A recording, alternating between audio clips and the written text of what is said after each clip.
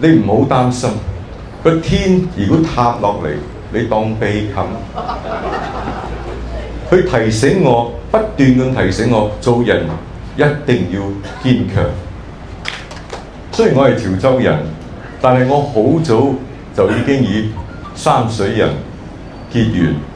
我細嘅時候，我父母因為忙於工作，亦都冇自己嘅房，所以咧就我一出世咧，佢就將我俾一個來自三水嘅紅頭巾奶媽照顧湊大。所以我喺佢住嗰陣時學到好多嘢。佢時常咧都同我講：你唔好擔心，個天如果塌落嚟，你當被冚。佢提醒我，不斷咁提醒我，做人一定要堅強。仲有第二句係行行都出狀元。佢同我講：你無論做乜嘢工作都好，只要你盡心盡力，你就可以出色。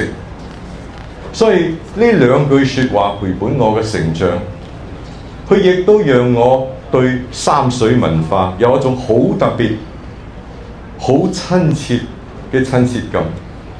所以回望會館一路行來的歷程，我哋真係可以讓人感到十分之敬佩。今日我嚟到呢個新嘅大廈，可以同大家講幾句廣東話，我彷彿又返到我嘅童年啊！呢度呢，唔單止係一座會館，佢更似係一個好熟悉、好溫暖、好溫馨嘅地方。三水之家的落成，意義深遠。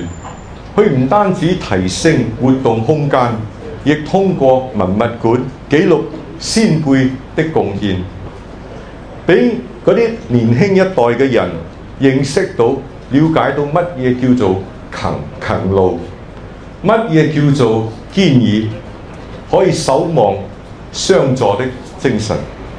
亦祝願三水精神繼續扎根於新加坡，代代都相傳。多謝大家。